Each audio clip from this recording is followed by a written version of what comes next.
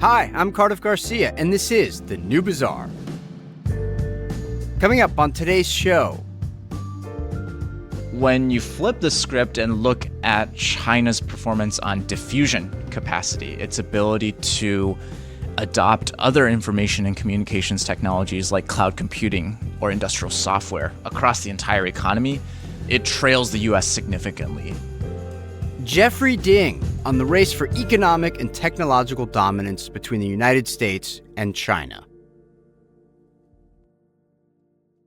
I gotta say, it's not often that someone comes up with a new, provocative, and persuasive theory about the competition between the U.S. and China to be the world's leading economic and technological superpower. This is just such a salient topic right now, and there's so much commentary about it that it's hard to say something that hasn't been said already, and sometimes said many times already.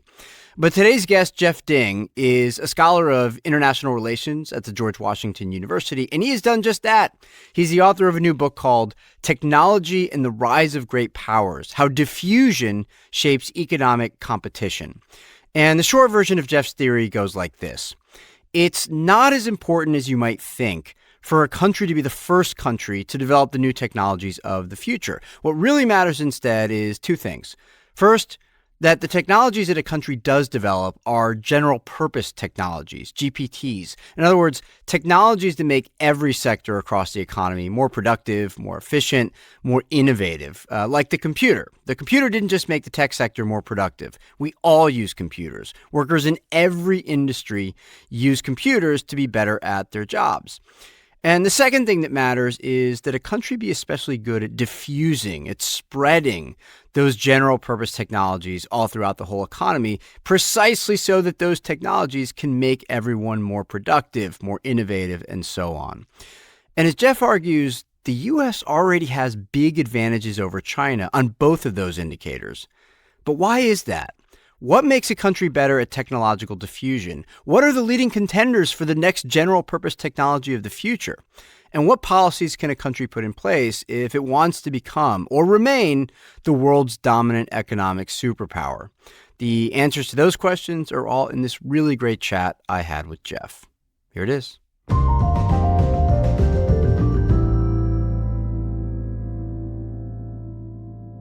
Jeffrey Ding, welcome to The New Bazaar. Great to be here. Before we get into your theory about general purpose technologies and the importance of diffusing them throughout the economy, I want to actually talk about some individual technologies themselves. Here's where I want to begin. You wrote an essay, you co-authored an essay with Helen Tomer and Jenny Xiao called The Illusion of China's AI Prowess. What is that illusion?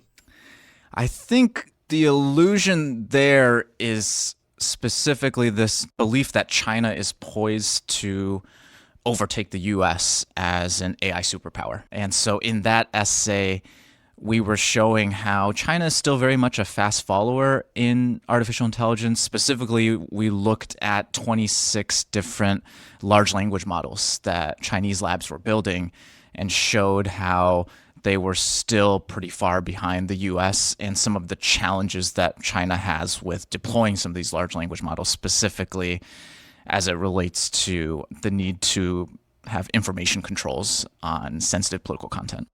Is it that the technology itself is lagging, or is it something else that's preventing them from being able to present to the world true competitors to the American models? I think back then when we were writing that report, there were a few different factors. One was, at that time, there were still some major data limitations in terms of the high-quality Chinese language internet data. There's just more English language data like that out there. If you think about academic papers, even some of the best Chinese scholars, they'll publish their work in English. So there's just a data limitation. That's since faded a little bit because Chinese labs are now training their large language models on both English and Chinese. Another factor we were looking at there were compute restrictions, and that was partly informed by the export controls that the U.S. has imposed on semiconductors, and so limitations in terms of accessing those high-end chips that are needed to train AI models. And then the last set was related to censorship and this obsession with controlling the spread of information that sometimes just doesn't jive well with these freewheeling large language models where it's hard to even predict what they're going to output. So the Chinese government has struggled to regulate this space too, and there have been some overly stringent regulations that have imposed some very high costs on Chinese large language model providers to ensure their models are not spewing out any sensitive political content. I see. So it's a combination of burdensome regulations, lagging technologies, and some of the kind of economic warfare that the US and China are waging against each other that actually does seem to be slowing down Chinese advancements in AI. Is that right? Yeah, I think it's a combination of all those, but that gives you a sense of the range of factors. It's interesting to me that China does seem to have surpassed the US and Europe and Japan and everybody else in the world on a couple of technologies. Specifically, I'm thinking about electric vehicles, electric cars, and the batteries that are used in electric vehicles and in other things. And I find this kind of startling because of a point that you also make in a lot of your research, which is that as of right now, the average Chinese worker is still much less productive than the average worker in the US. And in the past, whenever one country would overtake another or come up with a technology that shoots past everybody else, the productivity differences were a lot closer. Right. China's still way behind. Are you surprised that China's been able to leapfrog everybody else in a couple of these technologies? I think in one sense, it's pretty remarkable what Chinese companies have done in some of these fields like electric vehicles.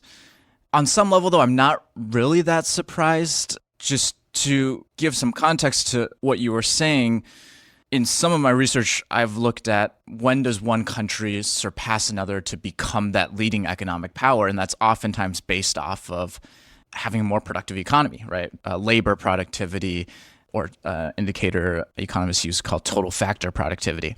Which is like a measure of underlying technological advancement. Yes, and so in the past, when two great powers have been competing, and as you were saying, that gap in productivity levels was much smaller. One interesting case, though, is Japan started out at only around 30% of the US's productivity and actually shrunk that gap to just 5% difference at one point. And so for Japan, they had a lot of different industries that were world leading. Like this was in like the late 1900s. Exactly. Second half of the 20th Exactly. century. Think 1980s, 1990s. Similar to what China is doing with electric vehicles right now, Japanese consumer electronics are dominating the world stage. But the issue was with Japan was you had these really remarkable industries on the one hand, but then some other industries like in the services sector of the economy that weren't doing as well. So it became a study of contrasts. And so I think without that general widespread productivity growth, we might see the same thing with China, where you do have some pretty impressive sectors like electric vehicles, but you're also going to have that contrasting sector. You're going to have those other lagging sectors too. Yeah, and one interesting thing about this, which is very much a central part of your theory, is that there's a difference between general purpose technologies, which are technologies that can influence every industry across the economy or most industries, versus some even very important technologies that are a little bit more self-contained. Maybe they have some positive spillover effects, but they're not going to necessarily make every single industry better, or even most industries, right? Yeah. I think electric vehicles is a good starting point as an important technology, but not one that's general purpose, because electric vehicles really only have one use case, which is transportation. Of course, transportation has some spillover effects, to your point, across the entire economy, but not as much as something like a general purpose technology such as artificial intelligence or electricity in the past. I think a good test of this is think about advances in AI will fundamentally transform the electric vehicle industry in the future, whereas advances in electric vehicles are not transforming the field of AI. So just one technology is more enabling than the other. And so in the past, economists and economic historians have called these general purpose technologies engines of growth because they often precede these huge waves of economy-wide productivity growth. What are some good examples of past general purpose technologies, it really had that kind of effect. Electrification, I'm guessing, is like the big one. Or Yes. one of the big ones. The big three are usually electricity, the steam engine, and the computer. So oftentimes those correspond with past industrial revolutions. The steam engine with the first industrial revolution, electricity with the second, and the computer with the third. Like if you think about a computer, it's not like that stayed contained just within the IT sector. Everybody uses a computer now. Everybody became more productive because of computers. And then eventually some innovations that were partly dependent on the computer, like the internet and that kind of thing, right? Exactly. And that's one part of what makes a GPT unique is it has this ability to diffuse and spread throughout the entire economy. Sort of there's this pervasiveness to it. As with the computer, it wasn't just contained to one industry. All these other industries that started using the computer had to come up with their own complementary innovations too, right? We had to reorganize the way businesses were run. We had to reorganize the way we trained engineers across all these different sectors. And so even the way factories were run, like this affected the physical world as well. It didn't just stay within the realm of bits. Exactly. And that's actually one of the most illustrative cases from electricity is at first, when electricity replaced the steam engine in terms of powering factories, they just substituted that central steam engine that was driving all these shafts and belts to power different machines. They just substituted it with an electric dynamo. But that didn't really bring the productivity and efficiency gains. Only when they completely restructured the factory layout so that each individual machine was not powered by these shafts and belts connected to a central driver, but each individual machine could be powered by electricity. It was a much more decentralized layout. That's where you got the productivity gains. So there's all this organizational adaptation that has to occur too. One of the points you make in your book repeatedly is that we should be humble about our ability to identify what is the next general purpose technology. And you got this great example where 20 or 25 years ago, people thought nanotechnology was going to be this incredibly transformative thing. You don't really hear too much about nanotechnology anymore. It hasn't gone away or anything like that. It's there. I'm sure there's improvements being made and all that. Yeah. But now you're more likely to hear about AI. You might hear about things happening in the biotech sector. And I want to kind of zoom in on some of the technologies that exist now and see if we can identify some of the things that might suggest that they are a future general purpose technology. So why don't we start with the case for AI? What do you see as the sort of components of AI that might lead it to become an amazing general purpose technology and not just some clever thing that we use to interact with on ChatGPT or whatever? Yeah, I think I would emphasize three things. The first is AI seems to show this scope for continual improvement. So oftentimes with a general purpose technology, there's an entire research paradigm around it. And so it's not just a very concrete application. It's almost like a foundational transformation. And so we see that with AI, with the growth of the deep learning field and these continual improvements that are happening with AI. I think the second component would just be all the different industries that are using AI, and we're starting to see a diversity range of use cases, not just in image generation or perception capabilities in automotive vehicles, but also when it comes to coding assistance, writing assistance, and now you're starting to see the broadening of use cases. And then the last thing is there are some numbers we can use and some quantitative indicators we can do to try to identify general purpose technologies early on. So, for example, if you look at patent citations, so for a set of machine learning patents compared to a set of biotechnology patents, the patents that are citing machine learning patents are coming from a much wider range of technology classes than the ones that are citing the biotechnology patents. And so when someone is citing a patent, that might be an indicator that they're starting to use that technology or they're trying to build something off of those technologies. I think that is the case for AI as this era's GPT. But as you were saying, we should be humble about this. Maybe nanotechnology is coming back. Maybe we just haven't been paying close enough attention, maybe biotech has these general purpose capabilities as well. But those are some of the indicators you can use to identify. Yeah, it'd be great if the nanotech evangelists from 20 years ago just turned out to be super early but right instead of wrong. Yeah. That can happen, right? Totally. You made the point earlier that it took a long time, decades, before electricity had that widespread effect on how we do essentially everything. It seems as likely that if we end up using AI across the entire economy, that also would require a lot of reorganizing how we do work. Is that also your view? That is my take, that at least if you look at these past precedents, it will take multiple decades for a general purpose technology like AI to make its mark on the overall economy. Now, other people, I think reasonably, have said maybe AI is different in that now we're starting to see recursive improvement in the sense that now AI systems might help AI labs do better AI research and develop better AI systems. And then you get almost this virtuous cycle. So all these artificial intelligence systems will begin communicating with each other and the improvement will be instantaneous. Yeah. So it'll feel that way. Right. That's the feeling. That's the conjecture. For me, I still think in terms of actual commercialization and landing, it will still be a little messier than that. And you're going to need humans to monitor those systems, to be able to deploy these systems. You're going to have to do the sort of organizational adaptations we talked about earlier. So for me, I still think it's going to take a prolonged time period for AI to diffuse throughout the economy.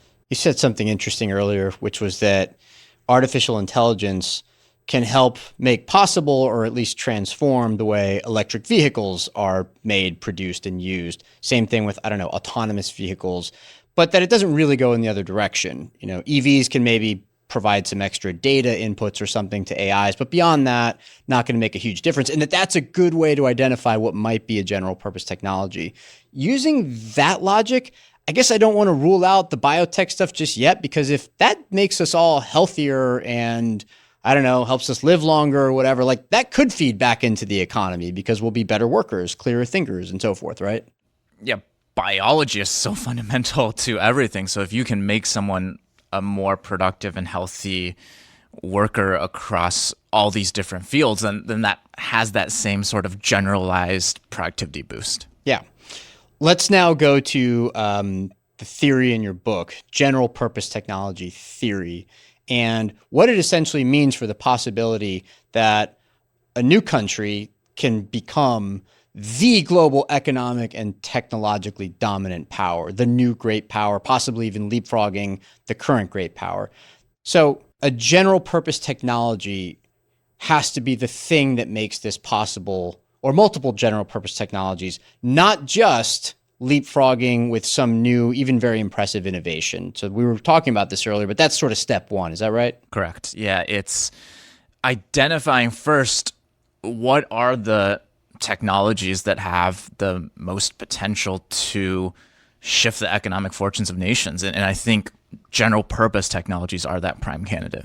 Yeah, and you note that a lot of previous scholars, international relations scholars or political thinkers, often forget that point first, right? They'll point to some amazing new innovation and say, oh my God, we're done for. China has the new EVs, like pretty soon they'll have everything. And that's not necessarily the case, right? That's one big mistake the traditional thinkers make. Exactly. And we went through a little bit with people thinking Japan would become the number one economy because they were leading in certain industries like consumer electronics and semiconductor components. And cars for a while, and right? Exactly. But they weren't leading in the general purpose technology, which was computers and computerizing all these different application industries, not just in manufacturing, but also in the service industries.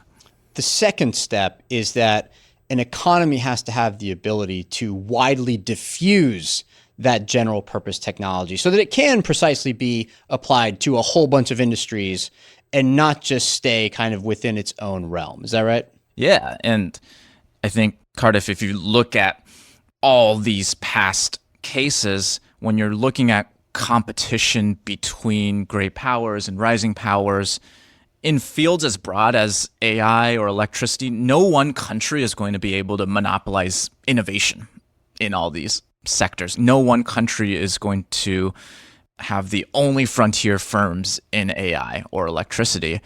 So then it goes beyond just the capacity to pioneer new fundamental breakthroughs and to this capacity to diffuse them across the entire economy. Right. So far it's you got to be close to the bleeding edge on a breakthrough.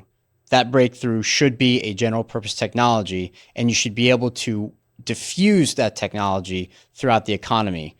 The next part is where we get into some crucial differences between the US and China, which we'll get into in a minute, but let's explain it for everybody. What does the ability for a technology to be diffused throughout the economy depend on?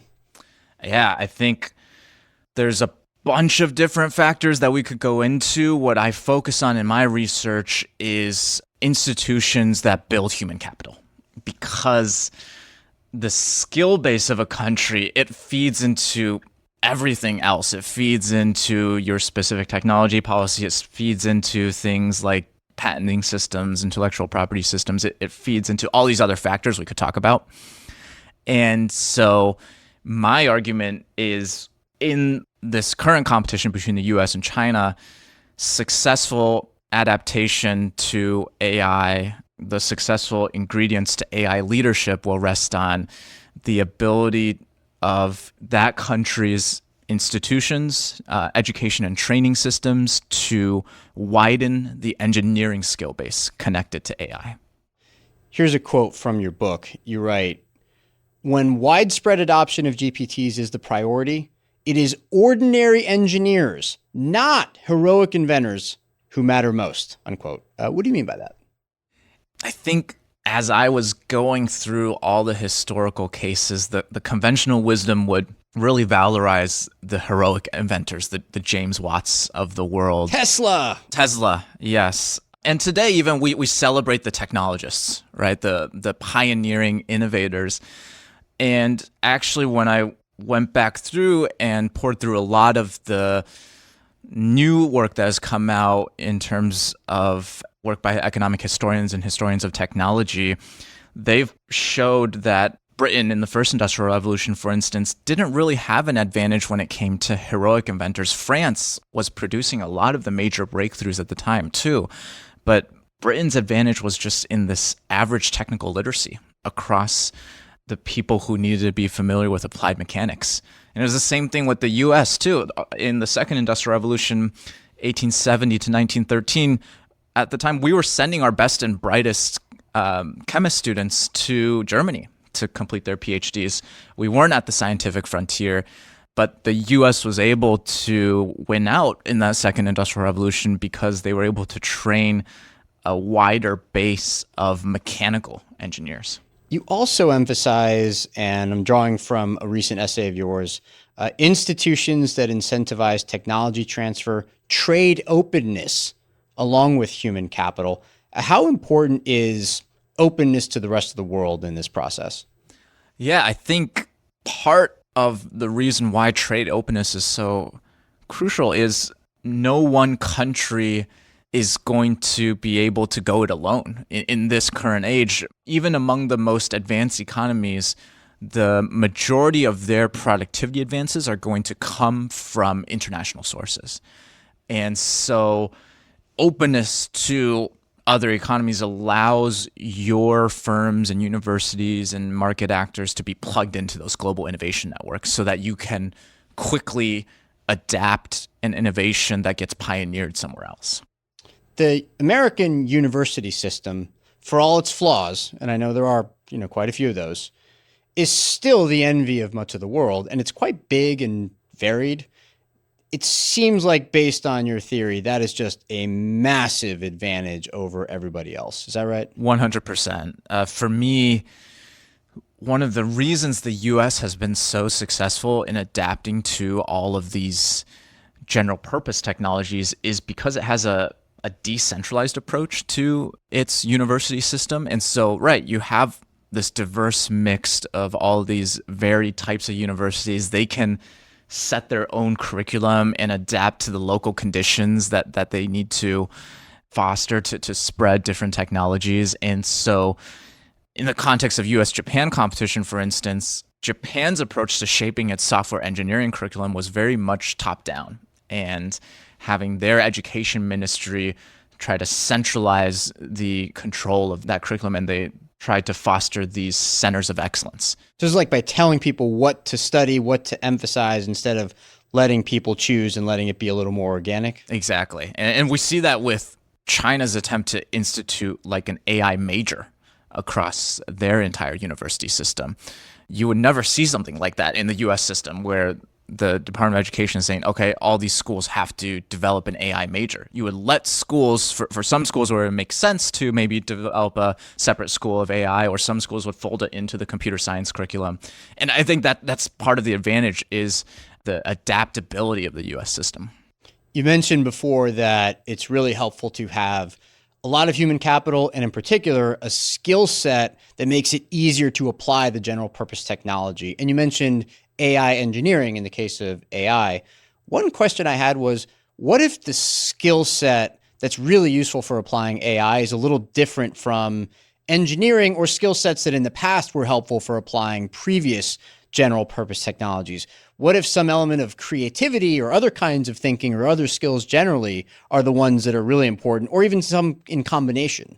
Yeah, I think that's a fascinating thread. I think it could very well be the case that the skills needed to adopt AI are not necessarily only those that map onto engineering-based skills. You might need to foster creativity. You might need to foster a lot of knowledge about the humanities too, in terms of trying to understand how to interact with these systems and communicate with these systems. Because a lot of times, especially with the development of these AI agents, maybe adoption is more of just an effective communication exercise. And so there's a lot of different skills that need to be learned. I think why I focus on engineering skills is because engineering disciplines, they systematize and standardize the best practices associated with these past general purpose technologies. And that lowers the threshold for adoption. That makes it easier for someone like you and me to, for example, use an engineering protocol to fine-tune a large language model and apply it to the particular industry we're involved in. Yeah, and maybe even what we refer to as engineering itself could change in response to this, to the development of this technology. Definitely. I remember like 10 years ago when the advice was everybody needs to learn to code. Yeah. And now what I keep hearing is that, well, AI is going to make coding obsolete. You need to be able to use the AI or be good at prompting or whatever, as opposed to being able to code itself. That took no time at all to go from one to the next. And I know that that's just what I'm hearing anecdotally. I'm sure coding is still an extremely valuable skill set, or maybe even it just helps you think a certain way. And that itself could be really valuable. So I'm being a little bit facetious here, but it's just interesting to me how the skills that are necessarily helpful, useful, and that could help in the context of your theory to make it easier to diffuse technologies more easily, that stuff could change. It could evolve over time, you know? Exactly. And I think that's a great example of why it's tough to make technology policy in this area, because with AI, if we were talking 2.5 years ago, we might not be talking as much about large language models. We might be talking about computer vision and facial recognition. Right. So if you like Google Maps or Google Earth or image recognition, that kind of thing. Image recognition. Yeah. Using AIs in cars and all that. Exactly. Using AI techniques to identify defects in the production line early on in the manufacturing process. Computer machine quality inspection is the term for that. So there's all that might have been our conversation. But if you had institutionalize a policy focused on training talent for those particular subdomains, you might have missed this huge explosion in the natural language processing field, all these large language models that we've been talking about. You cite some research showing that patenting and research and development levels are not as good at predicting long-term productivity growth and technological improvement as are these indicators you just mentioned of diffusion capacity. Were you surprised to find that, or based on your research, were you like, nope, this fits in perfectly? It was surprising to me that these science and technology indicators we often gravitate towards. These patenting indicators, these R&D indicators were not as predictive. Still important, though. Yeah, still important. Just not as predictive. Not as predictive as we would have expected, and not as predictive as indicators of diffusion capacity. So some of the indicators that were more predictive were like number of books published on a particular technology subject, and that being more of an indicator of this technology actually being used and diffused, and there's strong communication channels sharing information about what's happening in this space. And I guess it makes sense on some level because adoption is when a technology actually makes its mark, when it goes from the lab to the shop floor and to actual usage. Here's a concrete example you give. It seems like this idea helps explain why we won the Cold War against the Soviet Union. So I'm just quoting you here. By 1970, the Soviet Union was the global leader in R&D spending as a percentage of gross national product, outpacing the United States on this metric. And yet, they could not widely diffuse any of the findings that came out of this R&D research or any of the technologies that came out of that. Right. And I think maybe the most prominent example of this is think about that Sputnik moment, right? The Soviets are the first to pioneer the satellite, but who actually developed a robust economy based off of satellite technologies and adopting some of these satellite applications across the entire economy? It was not the Soviet Union. The Soviet Union struggled to access these fast-acting, almost organic diffusion processes that the U.S. had, in part because their economy was just overly planned. They could meet these production targets, but it wasn't something that small and medium-sized firms in the Soviet Union naturally wanted to adopt. Flexibility, bottom-up, yes, decentralization, market-driven system as opposed to central planning. These are all themes that have repeatedly come up just in this conversation that you and I are having. It seems like that's a big deal for diffusion. Yeah, I think that's definitely one piece of the puzzle. I think on some levels we'll get into this later, I'm sure, but on some level there are some industrial policies and strategies that states can implement to try to correct areas where there are market failures. Like, for example, in skills training, sometimes private firms might underinvest in training talent in these general purpose technologies because they're worried that they'll train up their workers and they'll leave and go benefit another firm. So that's an example of maybe like a market failure where you can have more coordinated and directed action. But in general, I do think that the U.S. benefits from its more decentralized bottom-up processes, at least compared to some of these planned economies. Yeah, I'm front-running the part where we talk about some of the policy implications of this. But because we've talked about human capital so much, the university system and so forth, it also seems like high-skilled immigration is sort of a natural way to go here, and this can be partly a market-driven process and then partly a policy-driven process where we just make it easier for some really talented people to plug themselves into this process, right? Yeah, and I think that was part of the U.S.'s advantage over Japan. Japan just could not access a wider base of software engineering talent because they had such restrictive immigration policies. And they were relatively isolated from these global talent flows, whereas the U.S. was able to attract so many software engineers during that time period. Yeah, fascinating. We can also start to see the outlines now in this conversation of some key differences between the United States and China. So you make the argument that China has, and this is your phrase, a diffusion deficit, which is this idea that a country can have very strong innovation capacity, but that it is lagging when it comes to diffusion capacity. So what's the argument that China has this diffusion deficit? Yes. So when you look at, for example, let's just take the domain of AI. When you look at highly cited publications, patents, even strong frontier labs like Baidu, ByteDance, Alibaba, when you even look at some of the performance on benchmarks for large language models, it does seem like China is getting pretty close to the U.S. on a lot of these indicators, if not even surpassing the U.S. on some of these innovation-centric indicators.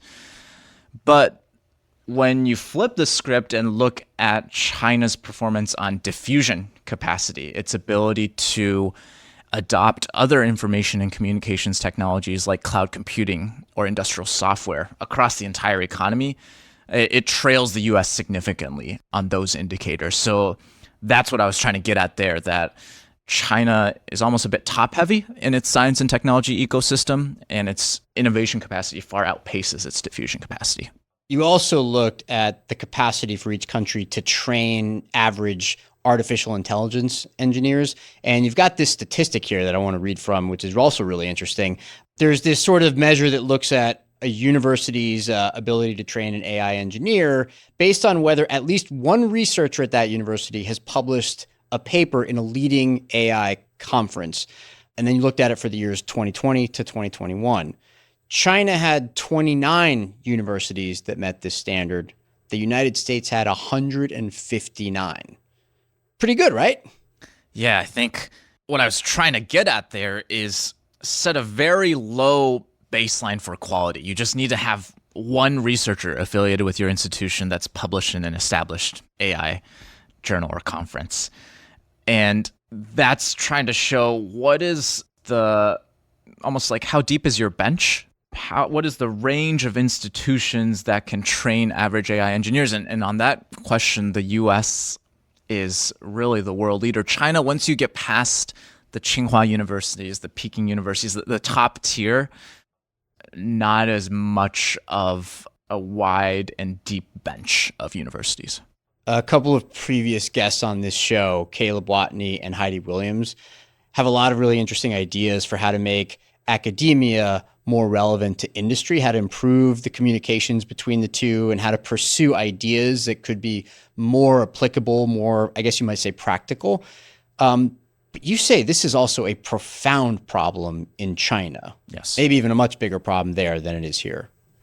Yeah, I think sometimes it's hard to compare across different systems, but one indicator I was looking at there is the number of AI papers where there's at least one co-author from industry and one co-author from academia. And the US leads the world on that metric. China is less than half the number of the US. So I agree that there are issues in the US, but I think we're still doing a lot better than most other countries on this front. I mentioned earlier that there seems to be quite a lot of economic warfare between China and the US. This is not a surprise. This has been going on for years. A lot of this was accelerated in the first Trump presidency. But under the Biden administration, same thing. If anything, it was ramped up. We have a new Trump administration coming in. And most recently, there were export controls that the US put on China for semiconductor manufacturing tools and for these advanced memory chips that you need for AI, for example. So the US made it harder to export those kinds of things to China. And then China recently retaliated by prohibiting to the US exports of gallium, germanium, antimony, super hard materials. I don't know what any of those things do. I just know that they're needed to make semiconductors and some military equipment and batteries. So there's all this economic warfare happening, but you kind of make the argument that this is based on, and again, using your words, a mistaken assessment that China is on the verge of becoming a scientific and technological superpower, that there's a different risk with China. Can you take us through that? Yeah, so I think a lot of the first Trump administration's approach and the current administration's approach is very much based on the assumption that technological leadership is about which country can monopolize innovation in this new fast-growing industry like AI. And so with the export controls, it seems like we are trying to build up Fortress America and prevent any of these crown jewels from leaking out, because that's how other countries are going to overtake us. Whereas what I'm trying to present in my research is actually technological leadership is not about cornering all the innovations in the space, especially with general purpose technologies. No one country is going to dominate innovation. It's about who can play this long game, who can run this marathon competition to adopt AI across the entire economy, this run faster model. And so that's where I disagree with what seems to be a bipartisan consensus, actually, that Fortress America is the way to go on AI competition with China. Very interesting. You also look at the possibility that China is what a scholar named Michael Beckley refers to as a peaking power. And he makes the point that if you look back over the last century and a half, roughly, a peaking power is one who had a long-term economic boom, but that boom is now slowing down. And so he makes the point that it has given these countries the capacity to shake things up on the global stage because they have improved so quickly, they're more, economically important and so forth. But the slowdown has also prompted them to become more aggressive. And you kind of make the argument that that's the risk we should be looking at, and not necessarily, dominance in any one particular technological sector, as important as that sector might be to parts of the economy or even to the military and things of that nature.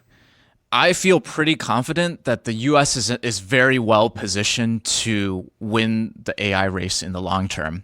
So this other risk that you're talking about, to me, that should be more front of the agenda, which is Michael Beckley's point that I think one way to express his point is that a weak China might be more of a threat to U.S. national security interests than even necessarily a strong China or a stable China.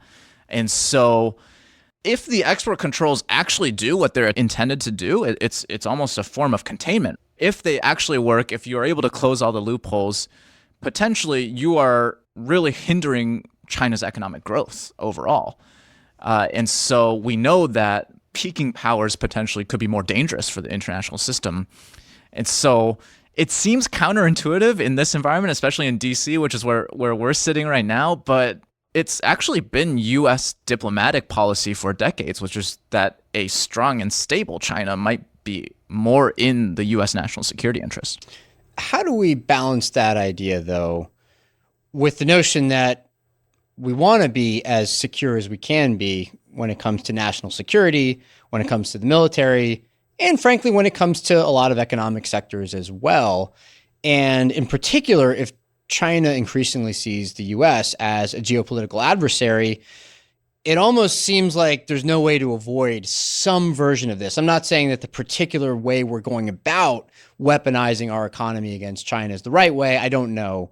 But it seems like some of that is inevitable just because we're trying to make ourselves, the U.S., less vulnerable to a country that views us as a threat, or at least as an ideological and geopolitical opponent, rather than as an ally. Totally. And I think that is where the current Biden administration's small yard, high fence idea is really useful, I think, is there is going to be some competitive friction, to your point, but can you almost bracket that off and insulate it in a few areas without it affecting the entire economy, like we had with the block systems in the Cold War? It seems so complicated, though.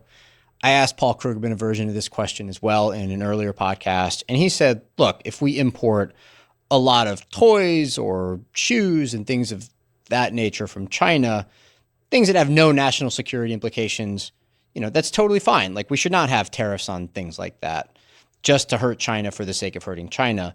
But on things like industrial capacity and national security, we have to pursue this. And because of that approach, or because of that idea, it means that something like semiconductors is going to get tied up in this. And yet semiconductors are obviously quite crucial to both countries when it comes to staying on the technological frontier.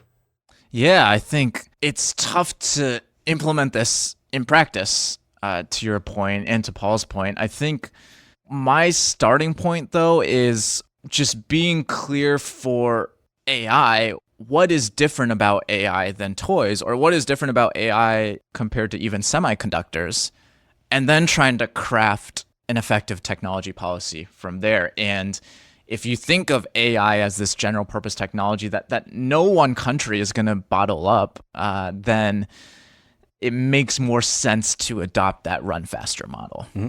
Let's talk about some policy implications of your work on general purpose technology diffusion theory. Yeah. We mentioned high skilled immigration. That has shown some clear advantages in the past, and you've said already that would be, clearly advantageous for the U.S. to pursue now and in the future. Yeah. What else? Are there too many regulatory burdens when it comes to diffusion, in particular to that part of it and not just to the innovation part? When you look across the U.S. and the economic and political landscape, what else could potentially help make the U.S. better at diffusing new technologies? I think one of the things I emphasize in my work is how do we broaden the base of AI engineering skills in this country? And one interesting thing is that the Chips and Science Act actually had already set up some of the building blocks for this. The plank of the Chips and Science Act that gets the most attention is the chips part, all the investment in semiconductor production facilities.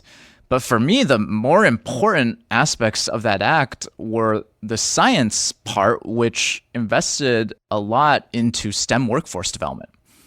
Now, I'll give you one guess as to which one of those planks got a lot more money. That money was allocated much faster and implemented much more quickly. And I went to the chips, I'm guessing. Exactly. And I think that shows the tension between these two approaches.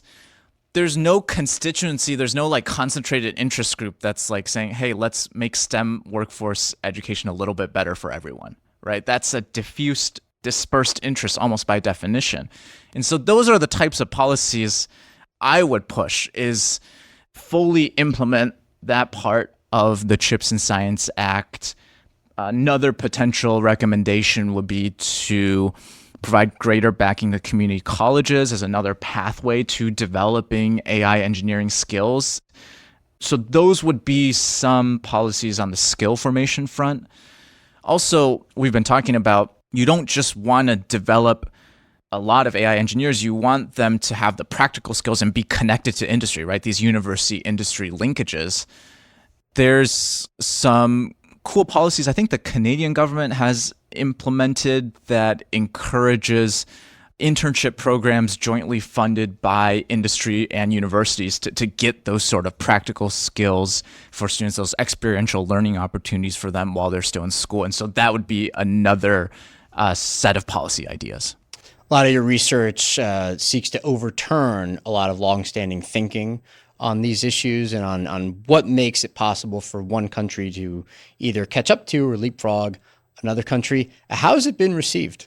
I think, well, I would say that there's been some resistance from the U.S. national security community. I think the main counter argument they pose is that AI is different from these past general purpose technologies.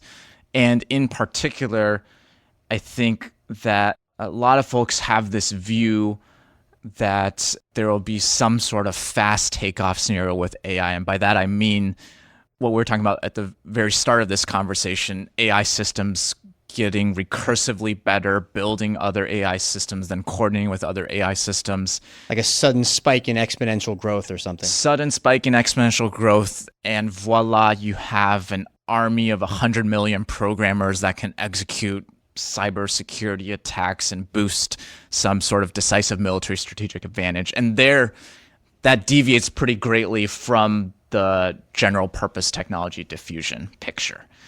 And so for me, it's hard to say, right? We're all just kind of monkeys throwing darts at the wall. And I think the way I approach it is I'm trying to research and make predictions based off of thinking about what is AI like.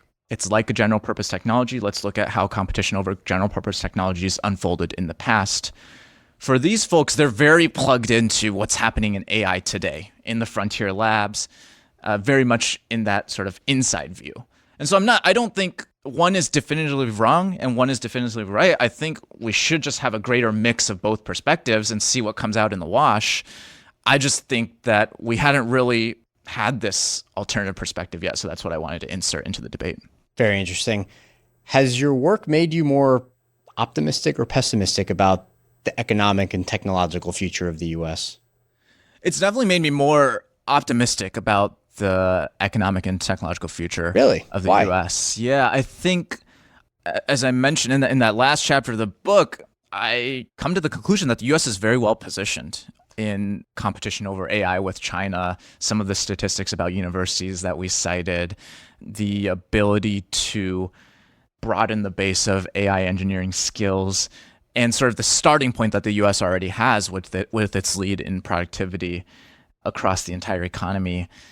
I think what has made me more pessimistic about, I would say, is the trajectory of the current administration and future administration towards missing the boat on what actual effective competition looks like. And then that means you can't address other risks like the ones we talked about, sort of like a China lash out scenario, or you can't address AI safety risks as well and trying to manage accidents from these powerful AI systems. And those are things that might require a lot more cooperation, not just competition. What's something about your work that you think people often mistake? It doesn't have to be about your work or your paper specifically, but about the topics that you cover that people get wrong and that you'd love to correct the record on. I think in general, one interesting, not necessarily misconception, but I think one really interesting thread is just this idea of technological determinism. So how much weight do we assign technology in shaping global politics, right? So maybe one example that's a little bit off the beaten road that we've been talking about is, think about all this conversation about China exporting digital authoritarianism, right? So if Zimbabwe imports a Chinese facial recognition technology, that will make Zimbabwe more likely to be more authoritarian. And so that's this idea that technology has almost this independent force that it can transform a country's politics. And so I think rightly people have said that is a misconception. Society, people, we have the ability to shape technology for its own purposes. Technology is just a tool. For me, in a lot of my work, I'm trying to get into the middle ground of those two perspectives. Technology doesn't determine everything, but there are certain technological trends like general purpose technologies and how they make their mark, and we should see some regular patterns in that over time, and then society has to adapt to those regular patterns. Jeffrey Ding, thank you so much for being on the New Bazaar. This was a really great chat. Thanks for having me.